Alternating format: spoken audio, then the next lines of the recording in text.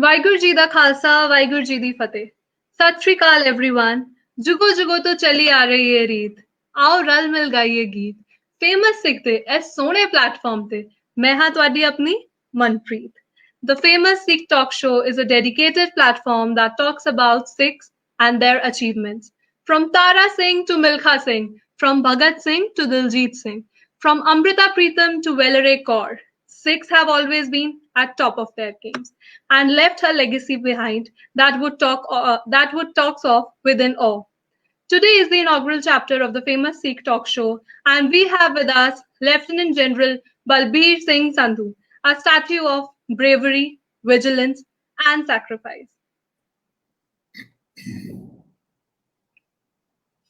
Thank you so much, sir. So, with all your respect and permission, I would like to reiterate your words. So, may I? Please. Awaken the soldier in you. Play life as a sport. Goal is a goal and foul is a foul. Lieutenant General Balbir Singh Sandhu is a soldier, a sportsman, and a leader. It's very rare in the army that a person can pursue sports at international level and at the same time reach the pinnacle of his professional life. While in service, he rose to the level of Director General of Supplies and Transport and Director General of Information Technology of the Indian Army before he superannuated in April 2017. Post-retirement, he continued to stay an active soldier and became a distinguished fellow at United Service Institution of India. Currently, he is the Vice President of Indian Polo Association (IPA) and advisor to the President of Equestrian Federation of India (EFI). Also, he is the part of management Delhi Golf Club, bestowed with several honors, including the Ati Vishisht Seva Medal, the Vishisht Seva Medal, and the Army Commander's Commendation Card. Today, he is giving back to the community as a motivational and leadership coach. Thank you so much, sir, for taking out your time. I welcome you on behalf of the famous Sikh team and the audience. Thank you. Thank you so much for calling me over. It's a pleasure to share my experiences on this platform. Thanks a lot. Thank you, sir. It's completely our pleasure.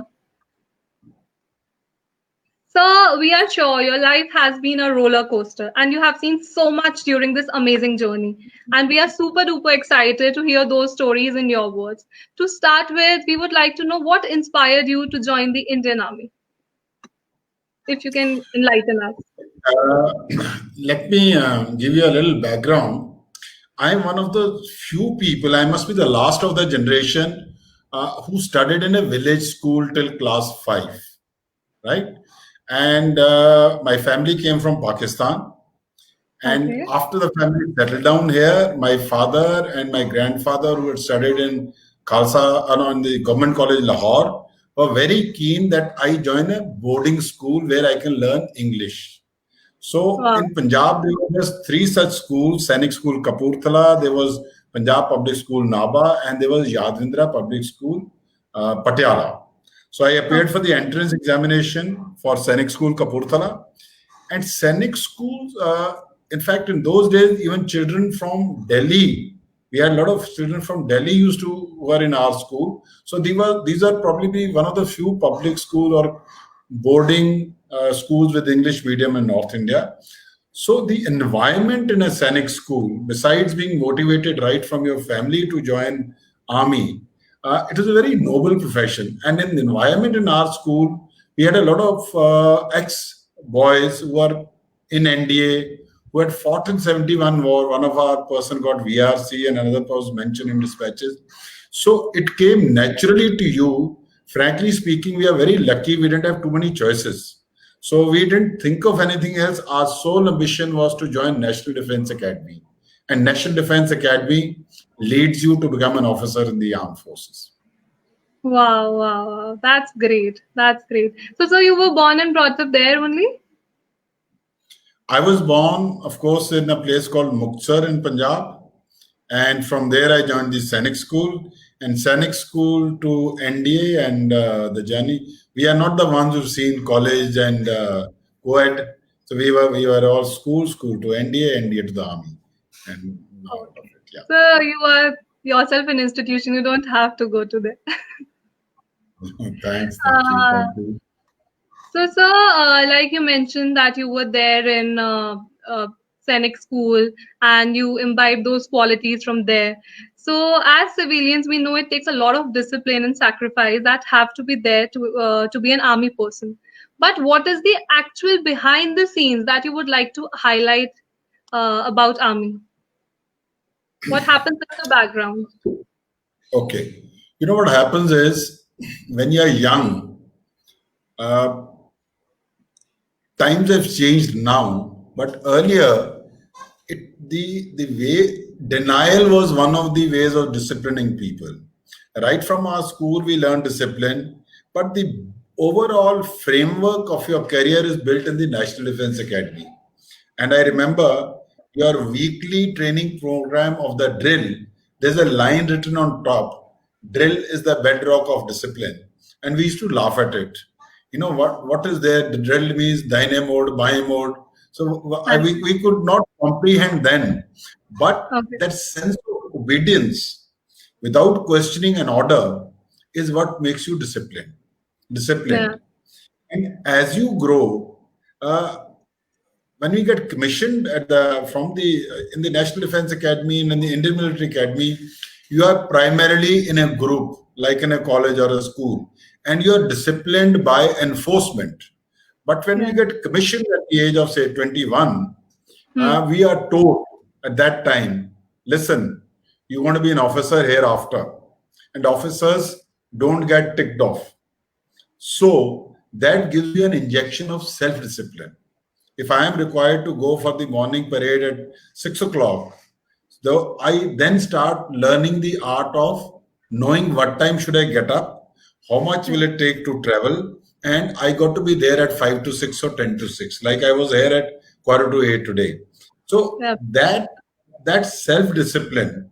Then also, as you get commissioned, you become an officer, and there are about 100 men to start with who are looking at you, and the last thing you can show to them is if you aren't properly dressed, if you are not conducting yourself well, whether on parade or off parade. And I Hmm. remember in the National Defense Academy, one of our battalion commanders used to say, he says, remember, whatever you do behind 100 doors, your men will know what you are doing. So, the best choice for you is to imbibe discipline. It goes a very long way.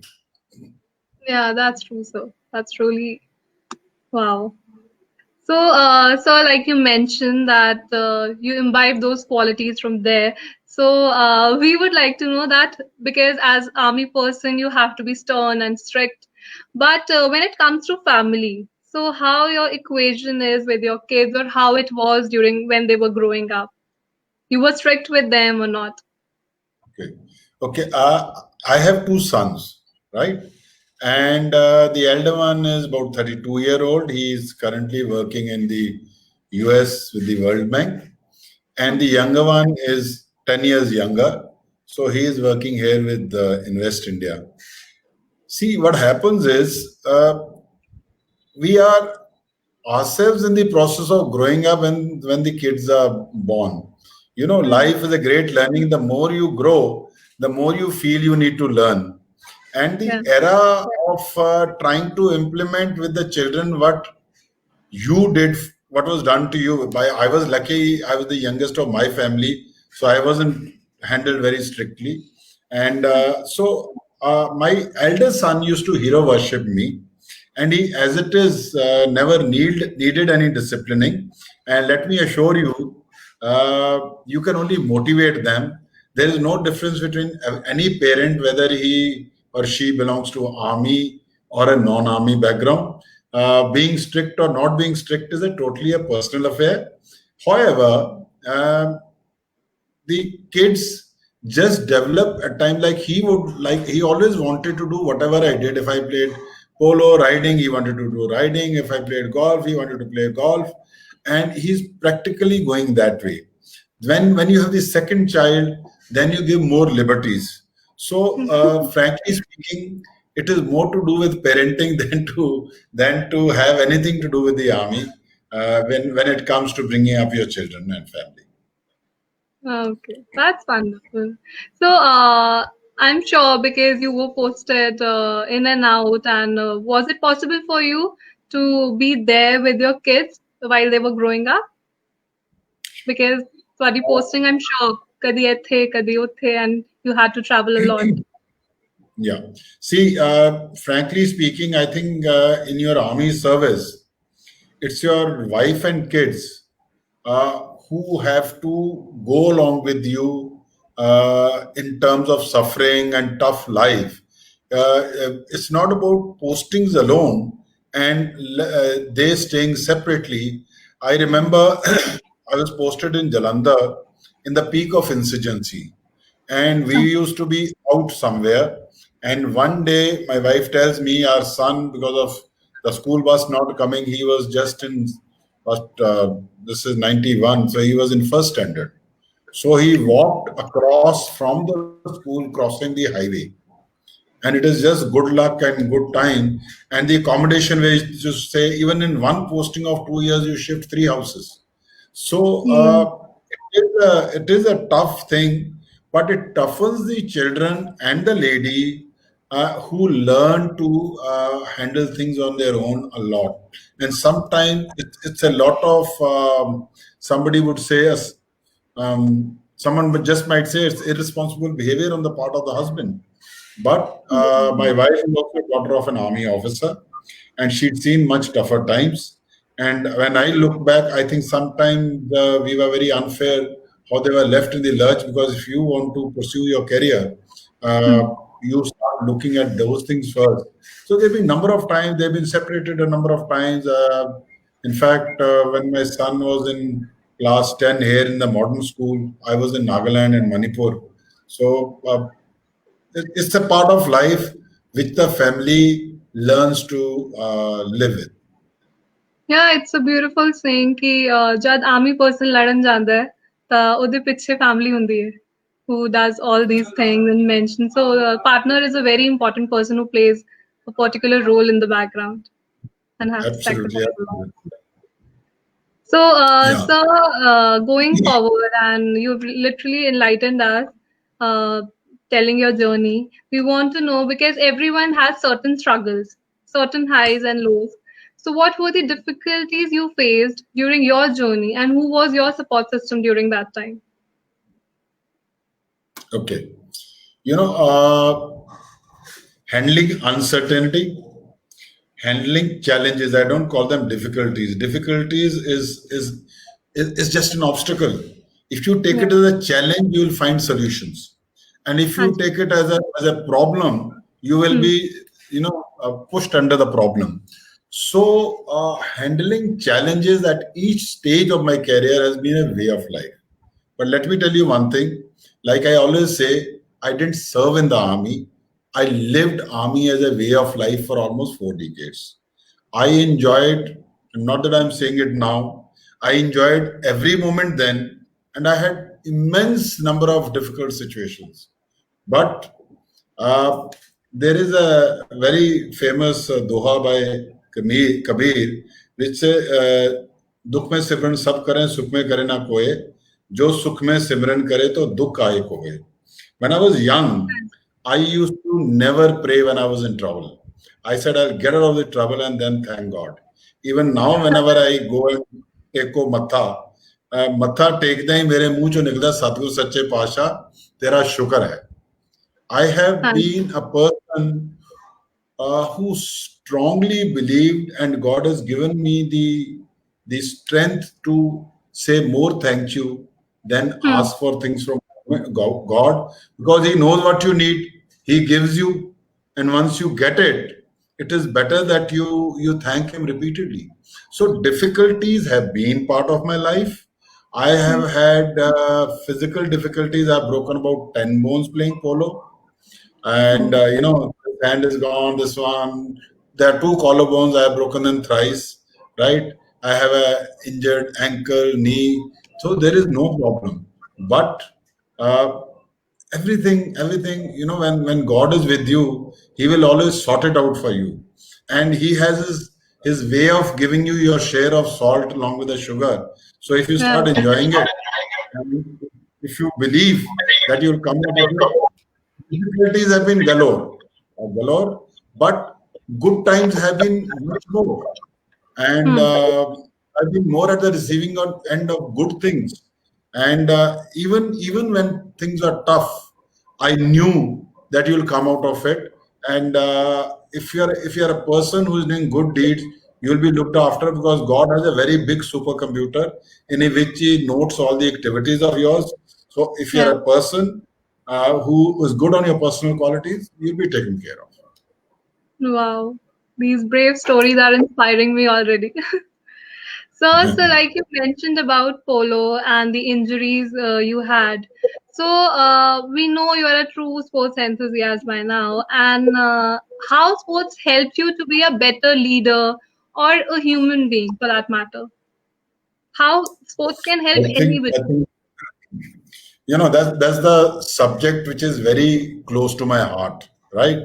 Uh, at the end of the successful journey, when I look back, and which you gave that quote which I had given in my TED talk, there are two things which have really been the inspiring things that resulted in my success. One is the soldier-like qualities, and second Absolutely. is sportsman-like qualities. Right? Yeah. Sports, if you see, are akin to say combat. Hmm. You strategize when you play on the play field. You firstly prepare your every quality of a leader comes out of sports, and that Right. is why sports are so important in the armed forces. It it gives you a quality of preparing yourself. You cannot brag and get away because if a goal is scored against you, you will be losing 10-2, right? So it is going to speak the true result. Hmm. You learn to play by the rules of the game. It's not a private limited company where somebody. So you learn to play by the rules of the. You learn to prepare for these sports. Now, if you Hmm. see all these international athletes, you can't go and become a Saina Nehwal in one day. She Right. prepares herself, physical fitness, uh, diet, everything else. Eye for detail, right? Team Yeah. spirit. You Hmm. learn how to handle failure. You don't always And get success, right? right. Right. You stay grounded. And it also is a very good thing once you get success.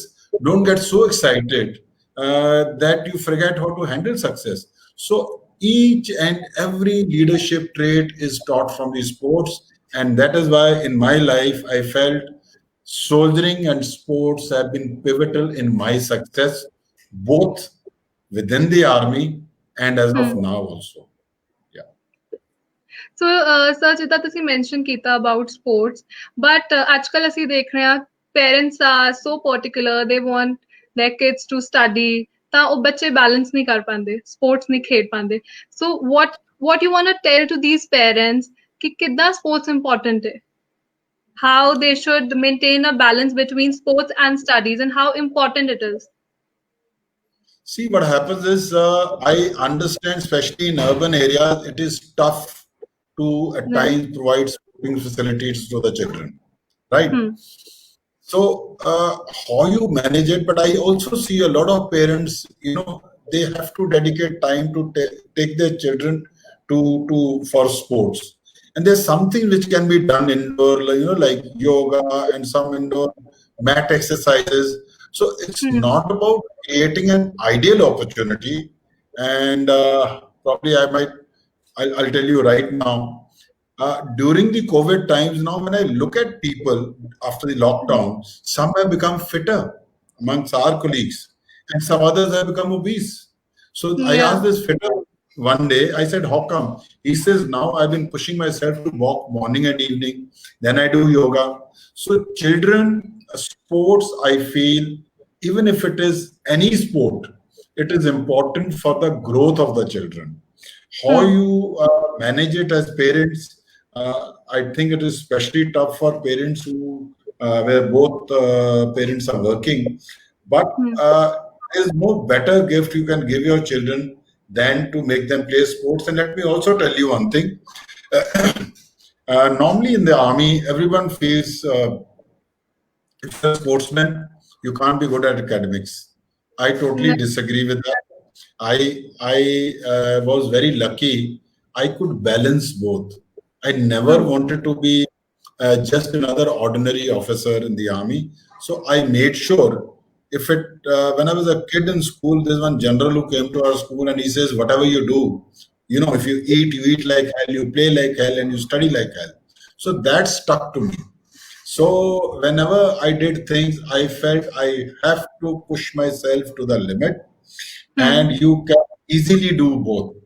My younger son wanted to become a professional golfer, so I told him from class 8 to 11th, he played a lot of golf, missed a lot of school. I said, your golf will continue only till your academics are above a certain level. So he was lucky. He left golf in 12th and got 96 point some percent and joined the college of his choice in Delhi University. So I believe sports can make you sharp enough to make things easier for you, and sports and academics must be balanced, and you don't have to be a top-notch sports person. You need to Hmm. be just about playing sports. That's it. Yes, sir. Right. So, sir, like you mentioned that you have friends who have uh, lost weight and किसी दा वध गया, किसी दा cut गया. There are different people because it's a matter of choice at the end of the day. So, how Mhm. you managed the lockdown? How you were working out or not? किद्दां ਤੁਸੀਂ manage ਕੀਤਾ? Because I'm sure gyms were not there. ਜਿੱਦਾਂ ਵੀ and you can't go to golf ground and play. So, how was your routine at that time? So the first thing is that we have to strictly follow whatever were the government guidelines. So one Hmm. is that we start saying, "What can I do?" This is also stop. Second is you make a crisis an opportunity. The Yeah. opportunity part was now there were no social commitments. You had no other meetings or going out. So you could Hmm. plan your day from early morning to evening the way you want. So that was Right. your positive out of that crisis. Hmm. So what I used to do was first thing was I'm pursuing my PhD for which I submitted my thesis. Tomorrow is my presentation. So I had planned I'll finish my thesis by 31st January. फिर वो golf आ जाती है, कोई और commitment आ जाती है. So I couldn't do that. So moment is And lockdown of 3 weeks. I said after 3 weeks it'll be normal. So let me finish it in 2 weeks. So first 2 weeks I finished my thesis and submitted it to my guide. So that is the hmm. first thing that I did. And second was one time when there is nobody in the park was afternoon 4 o'clock. It was Okay. hot. One is that you sweat much easier, and that's what is the purpose of your walking. And I used to walk more than what I walk now with the partial, opening up. And And I used to do stretching exercises in the house. I have two mats. One is lying here in the study. One is in my bedroom. Because study is on the first floor. So okay. wherever I find the place, I just spread the mat in the morning because my body has so many injuries. If I don't do stretching exercise, I can't go and play golf. So I used to do stretching exercises. I used to do a lot of walk, and I was fitter. There's no problem at all. And I saw a lot of people doing that. So that is one way. I think look for an opportunity out of crisis. Uh, Recalibrate your actions and don't look for the gym and for it to open and crib for 3 months and then gain weight. Yeah. So, sir, somebody, Mr. Amanpreet Mara is saying in the comment section that you are man of commitments, and I agree to this fact. You are. So, like we were talking about the lockdown, so people have developed different habits and interests. Did you get a chance to do something new? Anything So apart like, from golf, okay. polo, something new that was. No, I won't say anything new. I had more time to do things which otherwise would have been very tough for me to do. Like I told you, I finished my thesis. Then I Yeah. started writing articles, something in the newspapers about this Ladakh. Then wrote something about Northeast in think tanks. I wrote about 3 articles in these journals about COVID times, economic Okay. opportunities, challenges of COVID times for supply chain management, because that has been my subject also. So I kept every day properly occupied. I didn't have any free time. So Hmm. I wrote these articles and I looked after my physical fitness. So it is interesting to keep yourself occupied. So nothing new as such. Yeah. Okay. So like talking about, you mentioned that yes, since you were the Director General of IT, so we guess you would be a tech savvy person. Are you? And if yes, what is your favorite app? You know, in the army, the person at the head, see, the Director General Information Technology doesn't have to be an M.Tech or a B.Tech. You are at the head taking interest or protecting the interest of the users. And I used to Hmm. tell these people who are all these highly qualified MTech and other to uh, meet the requirements of a common man. Like we all use our phone, the Hmm. apps in our phone, in this little thing, it has so much of technology pumped into this one iPhone. So, likewise, my purpose of I believe today the only way to transform and solve most of the problems of this country is by use of technology.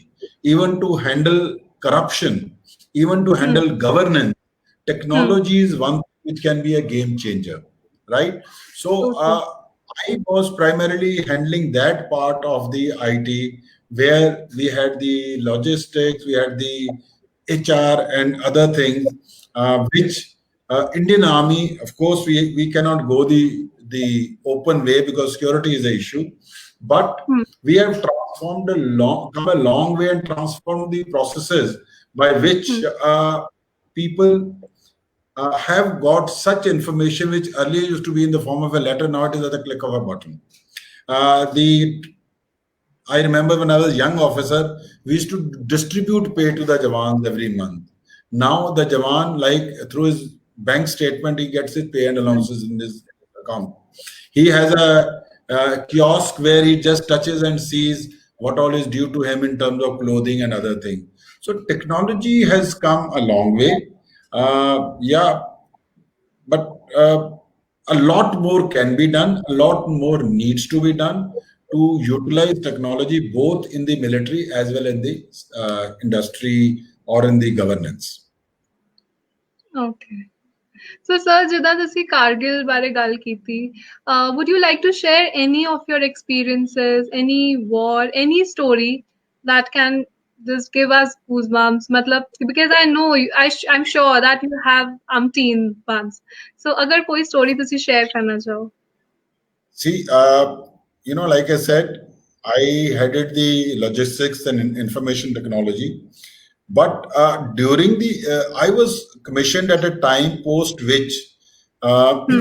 there has been Indian Army has been primarily committed in insurgency operations in J&K and in the Northeast, and for Hmm. a short while even in a place like Punjab. So st- insurgency is like the current corona situation. Everything looks normal, people are moving about, and suddenly there'll be a blast and there are a few people killed, right? So Okay. I had a lot of experiences where I was in the Rashtra Rifles. Hmm. I used to be always accompanying because I was the DAQMG in a headquarters. So me and the commander used to be going wherever the operations are, and we used to go on a certain way every day. And that day we decided to change our route because that is one of the Oh. way to protect you is speed and change. Don't be predictable. And Hmm. the men was sent on the original route to show as if the commander will go this way. And then they found there was a explosive device with a wire attached. which they Oh. found because the drill of trying to open that route. So that was one escape. Then you would have seen a number of times, especially I want to tell you the location, where an operation is over and the senior officer goes there. One militant is alive and he sees those collar dogs of a colonel or a DIG or a brigadier, and they try and target. So there have been casualties like that. So they always say you should be taking lying position. If you start lying in the vicinity of your Jawans at every drop of a hat, that is very demoralizing. So I recollect when we had gone once, there were 6 militants who were killed, and they killed about 1 or 2 police guys. Luckily, no army chap got injured in that. And it used to be a catch-22, standing behind that wall. Should I peep out? Should I be standing? Should I Hmm. crawl? So those are the kind of situations where, as an officer, you have to, while look bold and strong, yet take precautions and protect yourself.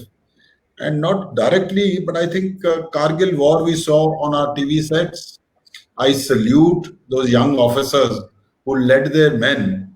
Look at the level of motivation on those Kargils, which I thought is the acid test of officer-man relationship. And these men don't follow the officer overnight. This officer lives in their barracks. This officer, when he gets commissioned, he eats with them. He sleeps in those barracks without any so-called bedroom. They use that common toilets, and they develop a bonding. That is the strength of the Indian Army, and that's how these men follow. They are ready to give their lives. They know most of them, half of them will not come back alive. And this officer doesn't look back, and those men never look back either, and they continue to handle this. I guess so. This is why actors are just called the heroes, but true heroes are the army people. And because of you guys, we are sitting safe and secure at our places. I agree Uh, with you on that. so, sir, talking about your experiences from your army days, would you like to share any cherished, any of the two experiences, one cherished and one dreaded one from the army days? You know, dreaded one, I never count. There's no dreaded experience, right? Cherished one have been many. In fact, I always felt God gave me so much, it was very difficult to handle at every stage.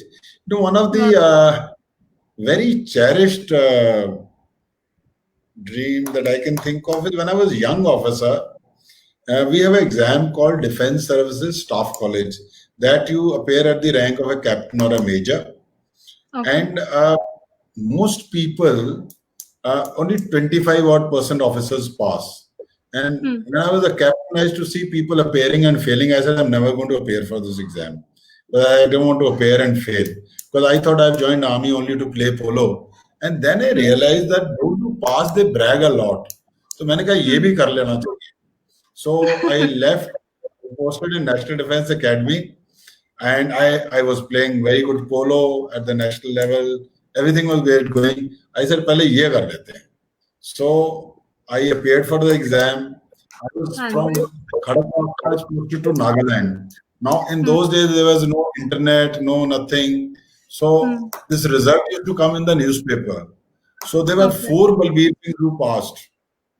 So and there used to be no telephone calls so easily made. So this person said, 4 Balbirs have passed, so ye Balbir to apna isme shamil hoga hi hoga. So then I was conveyed through someone that result has come and you have passed. So from Zakhama, which is about 20 kilometers ahead of Kohima, the ADC to governor in Nagaland was a captain junior to me. So I went to him and I asked him, yaar, pata karo. So they had a STD. So he called up the army headquarters duty officer and he checked and rechecked. That I think was a very exciting moment because as an officer, you appear for an exam and then you pass. It's not subjective, it is all objective. So I think and many more. I think in tremendous number of moments. I can't, I've just lost count, but this is one of those cherished one in the middle of the career. And of course, you went for National Defense College, you went for High Command. These are very selected courses. Each one of them was an excitement, and each one of them merited thanking God. It was great. And dreaded one, nothing dreading.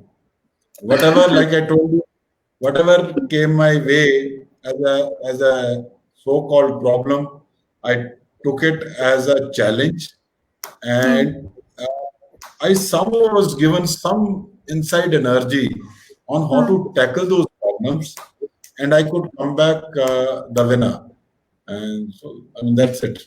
I wouldn't call anything dreading. It's been all a great journey. It's been very enjoyable. People have been more nice to me. My juniors have been very good to me.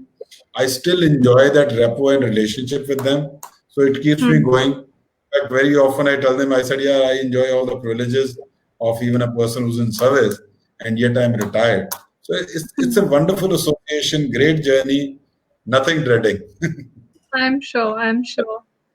So, sir, ਜਿੱਦਾਂ ਤੁਸੀਂ sports ਦੀ ਗੱਲ ਕੀਤੀ, ਤੁਸੀਂ army ਦੀ ਗੱਲ ਕੀਤੀ, and I'm sure that, like you mentioned, that sports teach you how to handle failures and achievements both at the same time, and it makes you more brave. So, on that note, I want to understand from you, कोई ऐदा दी story somewhat struggle कह लइए या failure कह लइए जो ਤੁਸੀਂ that made you a better human being, and that story that can inspire all of us. Anything you remember, anything you can recall. Okay. You know, we played in Delhi once a tournament, and I was doing a course in Merit, again a horse riding course for almost a year. So I came to Delhi. We played. Delhi is the most competitive place, so we won that tournament. So there's a lot of celebration about winning that tournament, and then the same handicap tournament was to played in Bombay in March. Here it was in February. So a special sanction was taken for me to go to Bombay. Normally during courses they don't allow you to go. A special sanction was taken, and we saw यहाँ तो जीत गए हैं, बॉम्बे में तो 4-5 team होंगी, तो आराम से जीत जाएंगे. So we played the first game, we won it, and the next, that was a little difficult team, and next day was an easier team. So we told ourselves that, winning is not a problem. This is the semi-finals. Protect your horses, play easy, इनको तो ऐसे ही हरा देंगे. So we tried 20 times. We missed all the goals. They came twice. They scored 2 goals, and then also we thought, "Abhi jeet jayenge." And in the end, we lost that game. Right? So it shocked us. It shocked everyone. And the team to which we lost, I mean, they were shocked themselves to win against us. And since we lost that, and we weren't playing the finals, I was told to catch the night train and go back to Delhi and Merit and do your course. So such, it was overconfident, complacency, and lack of realism. And in the army, there's not much of second chance you are given. So you are given marching order. उधर कोई वो pleasantries नहीं exchange करते हैं, especially when you are a young officer. So you learn to fall and then again get up, and so thereafter one never ever took things for granted. So you never felt के ये तो जीत ही जाएंगे, and that becomes a lesson for life. Even when I was at the apex of my appointments as a director general, when some youngster said, "That's no problem, that'll be done," I used to be always watchful about such things. So lesson that I learned for life thereafter was, being confident is good, but being overconfident is not good. And there should always be a hope of success, and you should also think about the fear of failure. What will I do in case this doesn't go this way? We all say, I'll do this way will succeed. What should be the contingency planning? And that gives you a lot of maturity to handle situations. Yes. So that's fine. And So many more. Jida just mentioned Kita that you guys were predicting कि ऐसे जीत जाएंगे. So how to handle these unpredictable situations? Okay. So I think the hallmark of unpredictable situations has been what has been happening in the last few months. Nobody would have ever thought that there'll be a corona. We can't imagine that there'll be no on the New Year's Eve. No one could have imagined that after this, even four people can't get together, and you can't shake hand with people, you can't hug people, you know. So unpredictable situations, I feel the best way to handle is to build capabilities, to train yourself about whatever you are supposed to do, instead of just going through, say, at a normal pace. If you add skills to yourself, if you think about risk mitigation, contingency planning, अगर ये नहीं होगा तो मैं कैसे करूंगा, अगर ये नहीं होगा तो मैं कैसे करूंगा, that is something which can help you handle unpredictable situation. Like in the army, to be told to get moving tomorrow for a period of 1 week or 1 month, or you are told to go for 5 days and you come back after 5 months, all that comes very naturally to you. So like I learned when I was a young officer, he says even when you're going on leave, carry one long suit and one uniform, because छुट्टी में भी कोई बोल देगा go and attend a party at so and so place on your behalf, or go and meet so and so office in the office to so and so to deliver this document or something. So that is what we call as contingency planning. And those who build their skills and capabilities, there's a commanding officer in the Kargil war. He's a friend of mine. God bless his soul. He's no more. Rajarif unit. He says we were moved from the valley to that area of Kargil with no orders as yet. I smelt it that we might get deployed. In that 1 week, I made sure that my men got physically fit. उनको कहता मैंने भगाया, थोड़ा पहाड़ी चढ़ाया, और क्योंकि पहले they were in a contingency mode. So here is a person as a leader who could think ahead for an unpredictable situation, and they are the ones I think who won the Tololing Ridge, that unit.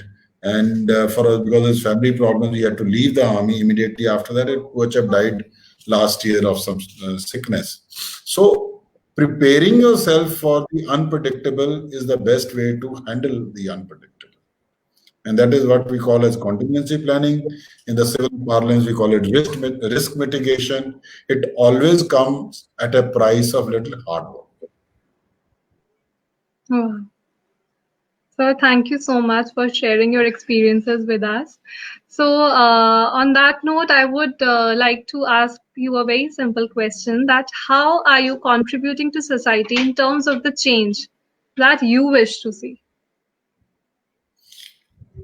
In the army, especially when you're in this insurgency area, we call it as military civic action, right? So we try and build school, try and build roads, and that also becomes a part of your learning as you grow up, especially at higher level. I personally have been of the firm view that India has about 5% India and 95% Bharat. The difference between the haves and the have-nots is very vast. So if we all form part of India, and if I say part with 100 rupees, it is 100 rupees for me, and as a percentage of my, say, salary or my resources, it is negligible. But that 100 going to a deprived person means like 1,000 rupees. So I strongly believe in a term called individual social responsibility. This has been coined by me. Like they have corporate social responsibility. I think individuals who possess some resources must be liberal with those resources to especially those who are deprived ones and who tend to work with you. Say your maid, your servant, if you're going for golf, your caddy, if you are at the railway station, the coolie, and a small trader. We have this very bad habit of bargaining even with that vegetable vendor, right? Uh, Even if he fools us sometimes, say for about 20, 30 rupees extra, I think that's a blessing that we are able to give that person. Because, so I believe wherever I get an opportunity, I'm not part of any formal organization as such. Say like the PM Cares, I do my part of contribution, some other NGOs wherever they ask and wherever I'm convinced. But otherwise, individually, I would like, I do fair amount for all those who are associated with me in giving me service. We are lucky in this country that we get this help and people at such reasonable and actually no price. So true. I used to tell people, if there's a pay revision and we get 30% increase in our salary, most middle class people will only give 30 rupees raise to the servant. If you can't give 30%, it certainly should be more than 30 rupees. So I do that way, and I quite enjoy, and that's not enough, frankly speaking. And as and when one gets to do more, I'll always be associated. Yeah. But it's a beautiful thing, sir, that you mentioned individual social responsibility.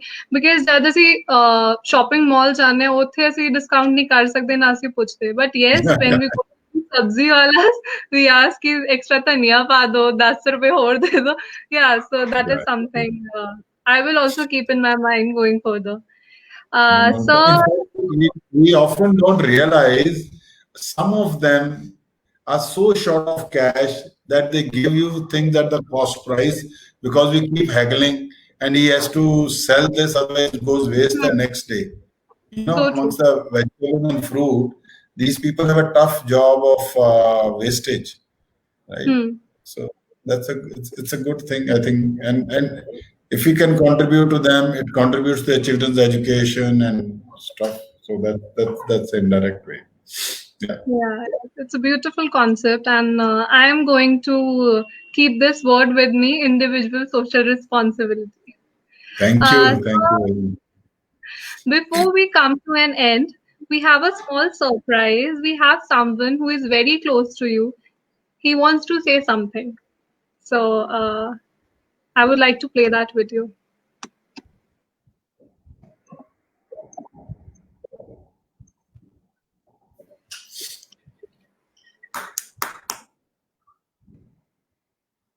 There is some issue with sound, if I am not mistaken.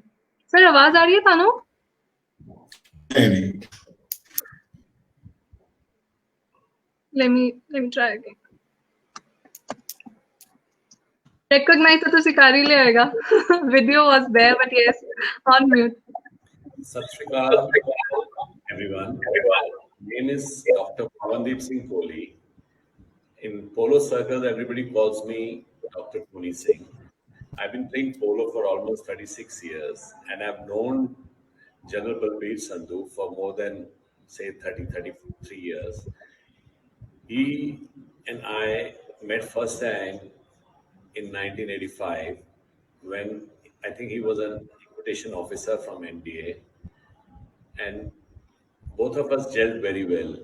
He is an extraordinary human being, best in both fields. Polo as an officer who from ASC played great polo and went into many countries to represent ASC team and Indian polo team. And as an officer, he was par excellence. I haven't seen many officers in my life who played polo with me to become Lieutenant General. He's one of them. So I wish him all the best in life, in future, and many more achievements. Vaheguru Ji da Khalsa, Vaheguru Ji ki Fateh. Thank you, Tony. So किधर लग गया थानू? And very nice. He's a very dear friend, and we are, polo community is a very small community, and we all know each other and the families very well. And his father, Dr. Tony's father, was Sardar Tarlochan Singh Ji, who is also a very famous Sikh, who was with Gyani Jai Singh Ji as the president, and later he was a member of Rajya Sabha, and they're a very distinguished family. Yes, That's why, sir, we tried something. This thank was a you. small gesture from our end. Hope you liked it. Thank you. Again, sir, thank you so much for your time. It was indeed a learning and insightful session. I am all inspired and I'm taking so much with me from this session, and I'm sure so is our audience. And because there were n number of comments going on, मैं पढ़ नहीं पाई नाल, but people are enthralled and inspired. Thank you so much. Sat Sri Akal and Waheguru Ji Ka Khalsa, Waheguru Ji Ki Fateh. I enjoyed being on your platform, and I wish you all the success in future ventures. Thank you. Thank you so much, because our Sada first Shosi, and you were there, so that was a beautiful start to it. Thank you so much. Thank you so much, audience. मैं ਤੁਹਾਡੀ ਆਪਣੀ ਮਨਪ੍ਰੀਤ ਤੁਹਾਡੇ ਤੋਂ ਵਿਦਾ ਲੈਣੀ ਆ। ਅਗਲੇ ਹਫਤੇ ਮਿਲਾਂਗੇ ਅਸੀਂ ਐਸੀ ਵਕਤ ਐਸੀ ਸਮੇਂ। ਮੇਰਾ ਪਿਆਰ ਤਾਂ ਸਤਿਕਾਰ ਸਾਰਿਆਂ ਨੂੰ। ਸਤਿ ਸ਼੍ਰੀ ਅਕਾਲ।